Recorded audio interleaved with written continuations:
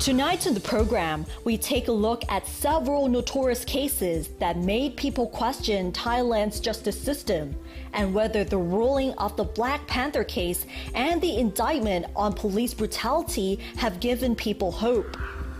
And in our documentary series, Reviving Thailand, How to Survive Post-COVID, we explore how tourist attractions and tour guides have adapted to the pandemic. Swadika, I'm Nabunag and welcome to This Week with Thai PBS World. Many people in Thailand are used to the saying that prisons are only for the poor. At the same time, whoever is rich and powerful will always get away with their crimes, regardless of how serious their crimes were. But with the recent ruling of a notorious case involving a construction tycoon, commonly known as the Black Panther case, has given us at least some hope. Last week, the Supreme Court upheld the appeals court sentence of 3 years and 2 months in prison without suspension, handed down to Thai construction tycoon Premchai Ganasut for poaching in the Thung Yai Naresuan Wildlife Sanctuary. The final decision by the Supreme Court brought to an end cases which have captured the public interest for almost 4 years and raised questions over whether justice would finally be served in a case involving a super-rich defendant. Thailand's justice system has always lacked a degree of credibility, especially when dealing with defendants who are either rich or well-connected or both. The infamous hit-and-run case involving an heir to the Red Bull empire, Warayut Yuwittiya, back in 2012, where he allegedly crashed his Ferrari into a policeman on a motorcycle and dragged his body for over 100 meters, leaving him to die on the road.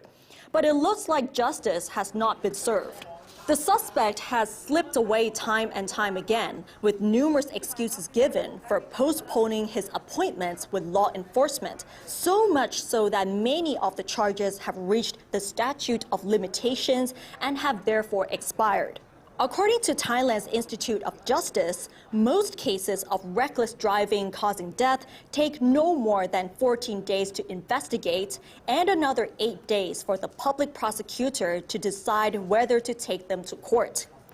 The case returned to the spotlight last year after it emerged that the Thai police has backed the office of the Attorney General's decision to drop all charges against Yuwittiya, a member of one of Thailand's richest families. The Red Bull case is a classic case that confirms the long-standing perception of double standards in the justice system in Thailand. Nonetheless, the Premchai case and the indictment of a group of then police officers led by Titisan Uttanapon, also known as Joe Ferrari, who suffocated a suspect to death using plastic bags back in August, may indicate that there is some hope after all. And on this topic, our reporter Chalalak Janwanpen talked to some people about this issue and whether they have some hope in the current justice system, especially with the recent ruling of the construction tycoon. Last week, a Thai construction tycoon, Premchai Ganasut, was sentenced to over 2 years in prison for poaching at the conclusion of a scandalous case involving the killing of an endangered Black Panther, which caused considerable public anger. For many Thais, Premchai ending up behind bars came as a surprise because of the belief that in this country, only the poor actually serve prison terms. Today, I am here in a Bangkok community to find out whether the public's faith in the Thai justice system has been restored. Though in recent years, we have seen some high-profile, influential and wealthy people sent to jail, the Thai public still seems reluctant to believe that the justice system is fair to everyone. From their point of view, wealth and power are still major factors which could enable some to escape justice. หลังจากนี้ก็จะลดทอนโทษเหมือนเดิมก็ไม่ต่างจากโทษอื่นๆเหมือนคดีอื่นๆที่คนมีเงินก็หลุดช้าหลุดเร็วก็หลุดเป็นวงอย่างเดียวว่ากลัวติดไม่นานแล้วออกเหมือนกับไปนักการเมืองรุ่นก่อนเห็นหลายๆเคสมาตั้งแต่เด็กจนโตครับมันก็เป็นอย่างนั้นจริงๆเลยซึ่งคนที่มีคดีแต่ว่าเขามีเบอร์ที่ใหญ่มากกว่าคนทั่วไปเงี้ยเขาก็จะหลุดเร็วกว่าเยอะเลย คิดยังไงบ้างกับคำพูดที่เขาบอกว่ามีแต่คนจนเหมือนคุกมีไว้ขังคนจนอะไรอย่างเงี้ยค่ะผมว่าจริงอะเพราะว่าคุณเปรมชัยนี้ถ้าสื่อไม่ประโคมข่าวก็อาจจะลงเอยแบบนั้นก็ได้ Some people, however, remain strong believers in the justice system. This lottery ticket vendor, for example, told Thai PBS World that the Supreme Court ruling in the Prem Chai case followed due process. เรื่องของศาลเขาแล้วทีนี้คือเหมือนมันมีคำพูดที่บอกว่าคุกมันมีไว้ขังคนจนอะไรอย่างเงี้ยค่ะพี่คิดยังไงเขาก็พูดไปอ่ะแต่เป็นเรื่องของศาลท่านพิจารณาแสดงว่าพี่ก็มีความเชื่อในกระบวนการยุติธรรมอย่างเต็มที่เชื่ออยู่แล้วใช่ไหมยังไงเราก็ต้องเชื่ออยู่แล้วเนาะเพราะว่าอะไรนะคะเพราะว่าเราอยู่ภายใต้กฎหมายไงก็คิดว่าไม่มีการเลือกปฏิบัติไม่ว่าจะเป็นใครไม่มีการเลือกปฏิบัติหรอก Some people refer to other cases in which justice is still pending, such as those involving the Red Bull Air and the death of a police officer, and others involving politicians. ปปช.นาฬิกายืมเพื่อนนะฮะแล้วก็ทีจี200แล้วก็เรือเหาะหลายเรื่องเคสแพรวาไงแพรวาที่ว่าชนคนอะเนาะอันนั้นมันเห็นภาพแล้วก็เคสลูกชายกระทิงแดงอะคือมันเห็นเลยว่ากระบวนการยุติธรรมมันเอื้อต่อคนที่มีพลังเงินนะเนาะการสร้างที่พักหรือว่าโรงแรมตามภูเขาอะไรเงี้ยครับที่คิดว่าเป็นที่ของนักการเมืองต่างๆที่เขาละเมิดพื้นที่เข้าไปแล้วแต่ว่าไม่มีกระบวนการอะไรที่สามารถทำอะไรเขาได้แล้วที่เรื่องอะไรบิ๊กบอสอ่ะที่ขับรถชนตำรวจตายใช่ไหมไอ้นั่นกระบวนการยุติธรรมของเราแย่มากเหมือนกันSo that was some of the people's voices. Apparently, we can only hope that the authorities will deliver justice equally, just as they did in the Prem Chai case. Chalan Laktawanpen reporting for Thai PBS World. This time round, let's have a listen to a criminal law expert, where Hathai Teshakit-Turinan had a chance to talk to the associate professor, Dr. Ronakor Bunmi from Thammasat University, as to what are the existing problems in the justice system and what can be done.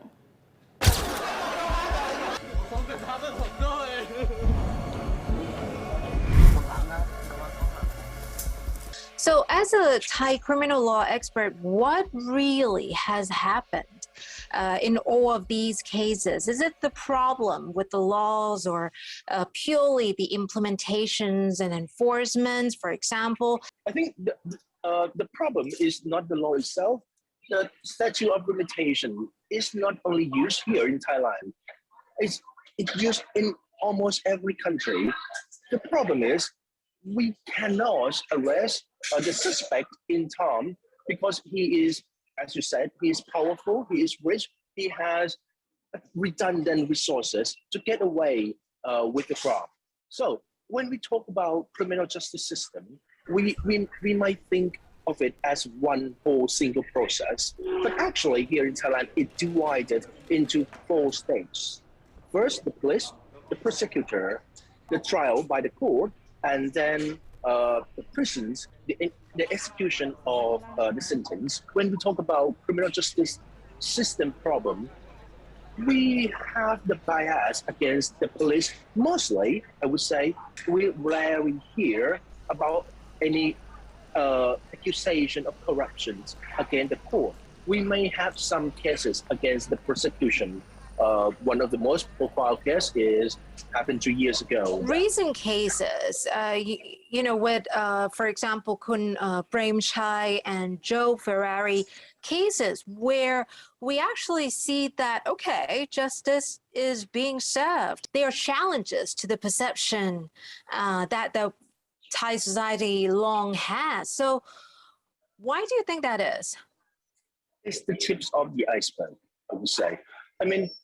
these cases are quite rare that we see rich and powerful people can get the justice, right? They get what they deserve. But do we think that it is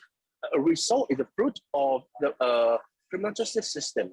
Or rather, it is the outcome of the good work of the media, of the CSO, I mean civil organization. I think if we don't have the evidence, if they do not caught red hand, I doubt very much. This is not to say that the criminal justice system is rigged,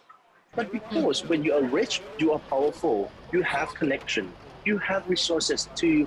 hire good lawyers, to throw away evidence. But these two cases, they are caught red-handed.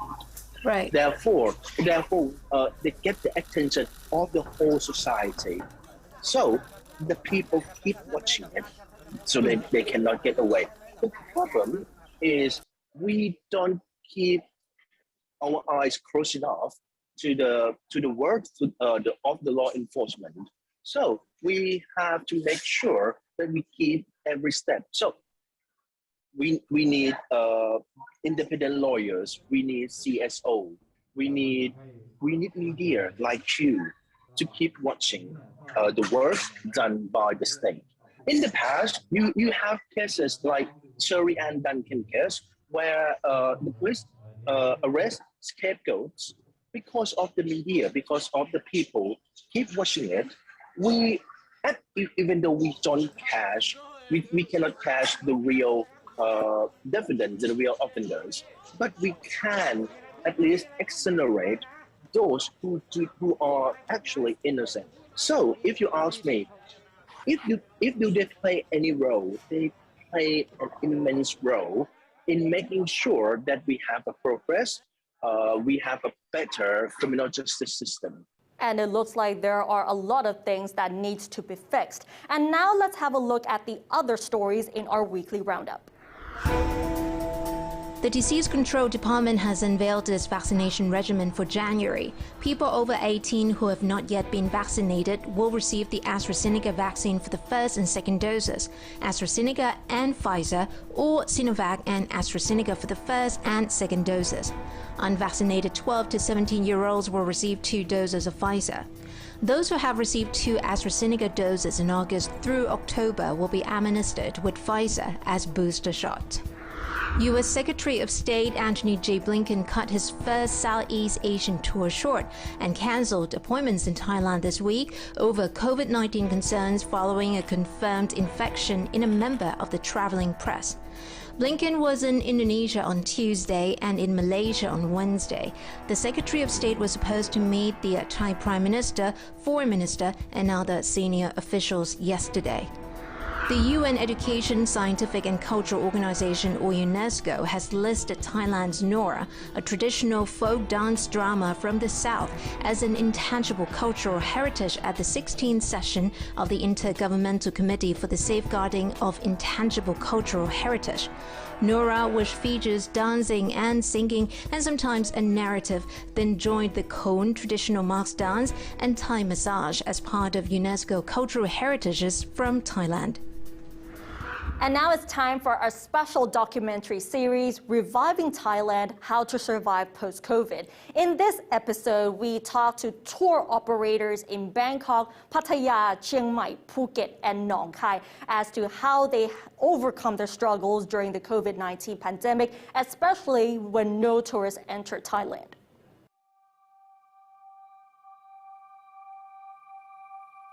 Our main income before COVID was from the foreigner. 80% of our income comes from that. Only 20% come from the Thai. Then when COVID comes, we have problem. Now I have no more main income. ตอนแรกเราไม่ได้คิดว่ามันจะนานขนาดนี้ เงินเก็บที่เราเคยมีหรือว่าที่เคยทำงานได้อะค่ะมันก็ล่อยหลอตามระยะเวลาของมันนะคะเพราะฉะนั้นแล้วหมิงคิดว่าสิ่งที่ทุกคนต้องการคืองานครับเพราะฉะนั้นงานจะกลับมาได้ก็คือนักท่องเที่ยวต่างชาติกลับเข้ามาหรือคนไทยกันเองสามารถเที่ยวได้อย่างปลอดภัยนะครับ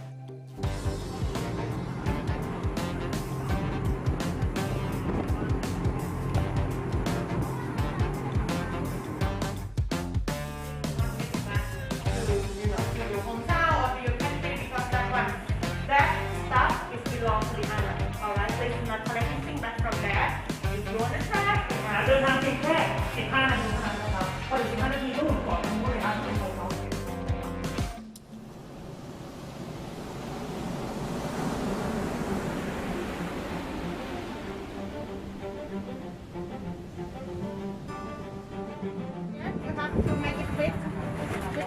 like this, okay? For those girls, if you need the elastic band, please let me know, all right? There's only 2 rules that you cannot do it here. First one, please do not step on the coral.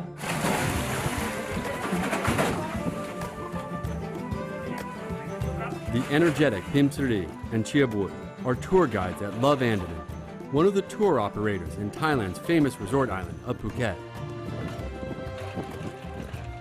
They love to adventure on the Andaman Sea and would often help travelers get the most out of their experience. However, they were among many local guides across Thailand who had to put their jobs on hold due to the COVID-19 pandemic.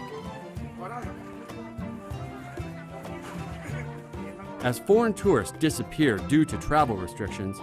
both guides lost up to 80% of their income,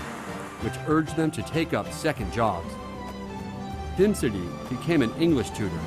while Chiabut earned extra income from his favorite hobby, photography.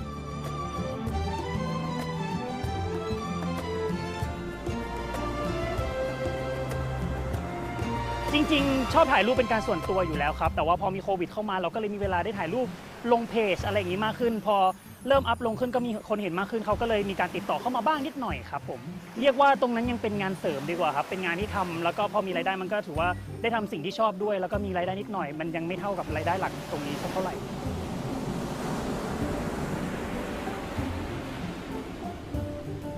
แต่พอมาถึงในช่วงหนึ่งเนี่ยเรารู้สึกว่าเฮ้ยถ้ามันยังนานต่อไปเนี้ยเราต้องปรับตัวของเราเองค่ะพอรายได้ตรงนี้มันหายไปเราก็จะต้องปรับตัวอย่างเช่นในตอนแรกเลยพิมก็คือเป็นด้วยความที่ใช้ภาษาเป็นหลักตอนที่เป็นไกด์อะค่ะก็เลยไปเป็นคุณครูสอนภาษาเราคิดว่าถ้าสมมติว่ามันยังมีอย่างนี้อยู่อีกเนี่ยค่ะก็จำเป็นที่จะต้องหาเป็นรายได้เสริมไม่ว่าจะเป็นการสอนภาษาอังกฤษเพิ่มขึ้นหรือว่าการรับงานต่างๆมากขึ้นอย่างเงี้ยค่ะ Not everyone is lucky like Pimsidi and Chiabut.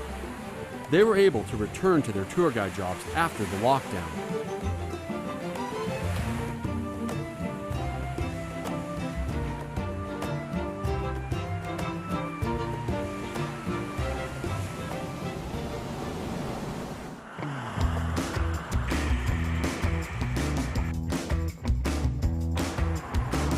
In Pattaya, another popular beach town in the eastern province of Thailand, Tania used to work as a tour guide for 15 years, welcoming foreign tour groups, mainly from India, Russia, and Turkey. She began to realize the situation in late December of 2019. She said it started when the number of Chinese tourist groups started disappearing, followed by others in January. By February of 2020, there were practically no clients. All trips were canceled, which meant no jobs for her. ช่วงนั้นก็จะยังไม่รู้นะว่ามันจะเลวร้ายขนาดไหนก็เลยอยู่บ้านอยู่3เดือนแล้วช่วงนั้นจะมีเคอร์ฟิวคือห้ามออกจากบ้านหรืออะไรด้วยอะไรเงี้ยประมาณ3เดือนเสร็จแล้วก็เริ่มแบบทำยังไงดีอะไรเงี้ยเราก็อายุเยอะเพราะว่าอายุเกิน40แล้ว43แล้วหางานยากมาก Tania eventually had to give up her job and became a car salesperson, utilizing her speaking and people skills. She worked there for 10 months, but salespeople rely on sales commission for their income. She said nobody wanted to buy anything, which made her feel that her job was unstable. She found another job using her English, Chinese, and Russian language skills to help clients looking for properties in Thailand.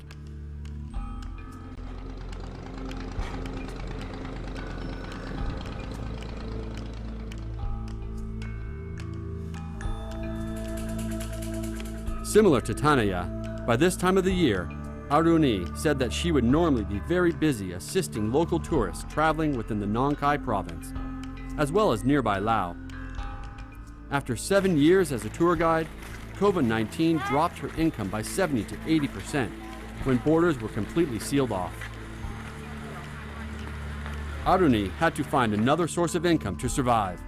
She began to sell goods online, but rarely sold anything.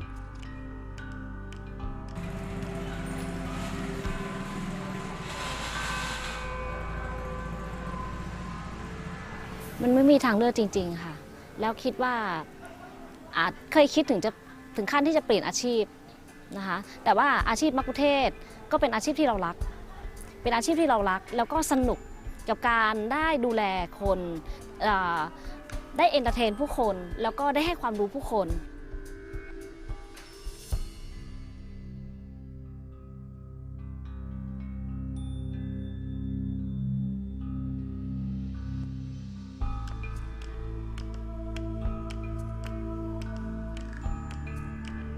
แต่ว่าพอตรงนี้มันตัดไปอ่ะเหมือนกับส่วนหนึ่งของชีวิตเราเนี่ยมันขาดหายไปแต่ว่ามันก็จะมีอาชีพที่คิดว่ามันน่าจะทำได้ก็คือแม่ค้าเดี๋ยวนี้แม่ค้าทำง่ายเราไม่ต้องเปิดร้านเราขายของออนไลน์ก็ได้เคยโพสต์ขายเคยไลฟ์สดขายแต่ปรากฏว่าไม่มีคนซื้อของเราเลยมันก็ทำให้ท้อใช่ไหมคะแต่ก็พยายามที่จะอยู่ให้ได้เราต้องผ่านไปให้ได้ให้กำลังใจตัวเองทุกวัน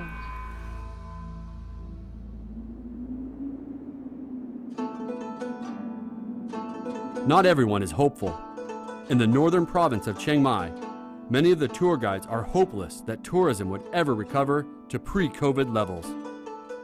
The only way to survive for them is to move on with something else. One of them is Prat Pai Pin, who's been working in the industry for almost 20 years. She decided to open up a restaurant within a local resort called Tarn Tong Lodges, where she invited Wichayut, formerly a French-speaking tour guide, to become a chef at her restaurant. เยอะลูกค้าจากที่มีคือจนเราไม่ว่างเลยนะคะก็เริ่มหายไปนะคะเรียกว่ารอบที่หนึ่งก็ยังพออยู่ได้แต่พอเจอรอบเรียกว่าพอพฤศจิกายนช่วงนั้นเริ่มมีลูกค้ากลับมานะคะทัวร์ก็เริ่มมาหรืออะไรแต่พอเจอรอบที่2ปั๊บทีนี้ไปเลยทันทีก็ต้องบอกว่าทุกคนหดหู่ห่อเหี่ยวแล้วไม่ทราบว่าจะไปทางไหนกัน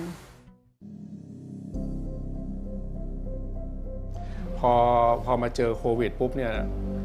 นักท่องเที่ยวมันหายหมดเลยเงี้ยมันก็ส่งผลกระทบคือว่าเรากลายเป็นคนตกงานเลย 100% อย่างเงี้ยแหละครับ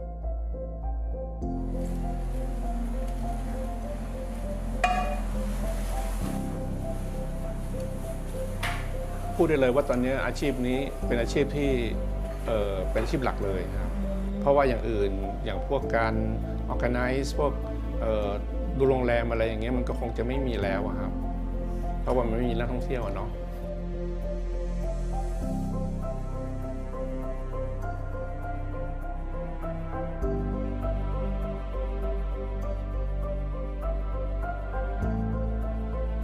Another that changed his job completely after 20 years as a tour guide is Pong Chan. He turned his house into a coffee shop, where he also cooked for the customers himself. There's also the flower farm behind his home cafe. Pong Chan learned the techniques from online sources. By the time he knew what to do and how to grow the flowers, he lost some of his savings with his first 2 attempts. The internet does not have answers for everything. อันนี้คือดาวเรือง 4,500 ต้นหายไปครึ่งกว่าแล้วนะหายไปประมาณ 70% แล้ววันนั้นกองเต็มนี่เลยเต็มไปหมดเลยจริงๆแล้วความรู้ที่เจอเซิร์ชอยู่ใน Google มันไม่ครบหรอกเพราะว่าเทคนิคมันเยอะเทคนิคเยอะการเตรียมดินอย่างไรผมเสียหายไปเยอะครับทั้ง2รอบนี่แหละดาวเรืองผมก็เสียหายไป2รอบรอบนี้รอบที่3ก็ดีขึ้นเพราะว่าผมปลูกหน้าฝนพอดีไง While many people are hopeless that tourism will revive to pre-COVID levels, some others still have hopes that the country's reopening to foreign tourists will help ease their struggles, and the tourism sector will gradually resume. They know that COVID-19 will never go away completely and have to find a way to live with it. They can also see how fragile the tourism industry is, how it will be the first to be affected if any of these world crises happen in the future.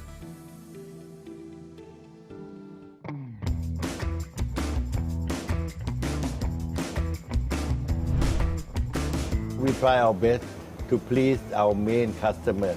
and at the same time keep the dignity of being a botanical garden, which means we are collecting a lot of plants.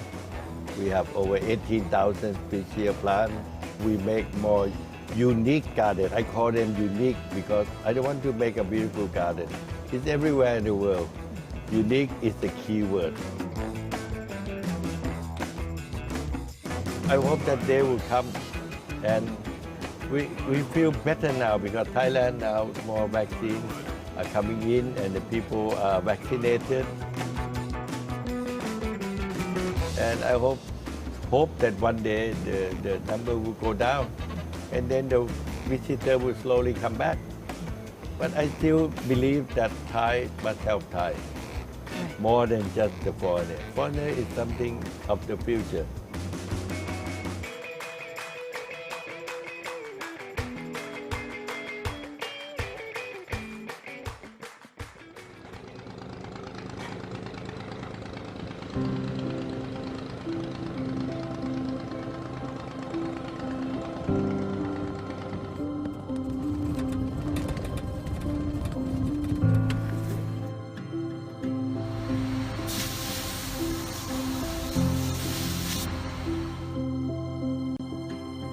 คาดหวังมาก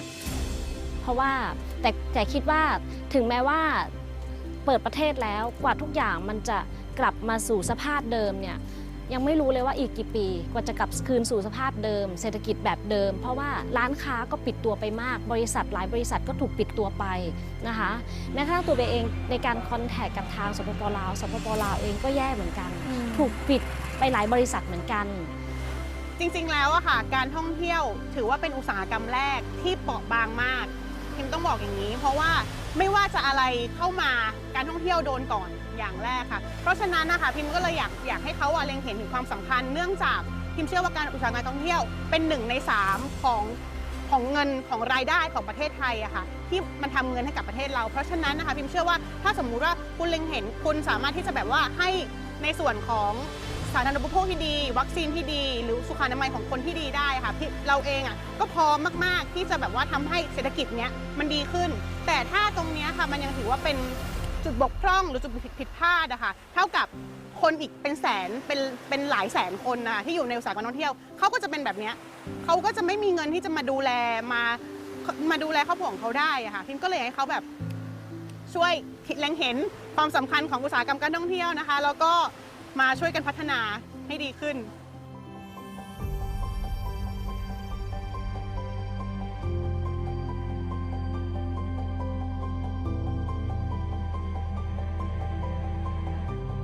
Though the Thai government has launched a number of quick cash injections into the economy,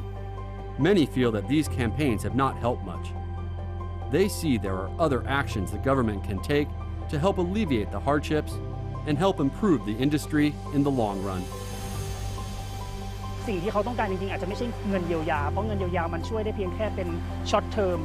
มันแก้ปัญหาได้แค่สั้นๆในช่วงเวลาสั้นๆซึ่งตอนนี้เนี่ยโควิดอยู่กับเรามาก็จะเป็น2 ปีแล้วเพราะฉะนั้นแล้วหมิ่งคิดว่าสิ่งที่ทุกคนต้องการคืองานครับเพราะฉะนั้นงานจะกลับมาได้ก็คือนักท่องเที่ยวต่างชาติกลับเข้ามาหรือคนไทยกันเองสามารถเที่ยวได้อย่างปลอดภัยนะครับเพราะฉะนั้นแล้วการที่นักท่องเที่ยวหรือชาวไทยเนี่ยจะได้เที่ยวได้ก็ต่อเมื่อเขามั่นใจจริงๆว่าสถานที่แห่งนั้นปลอดภัยแล้วก็ได้รับการรับรองอย่างถูกต้องจริงๆและเขามั่นใจได้ว่ามาเที่ยวได้อย่างสะดวกนะครับเพราะฉะนั้นแล้วหมิ่งคิดว่าวัคซีนคือสิ่งสำคัญนะครับถ้าหากเรามีวัคซีนหมิ่งว่าหลายๆคนก็น่าจะมั่นใจในการที่จะมาเที่ยวได้ครับ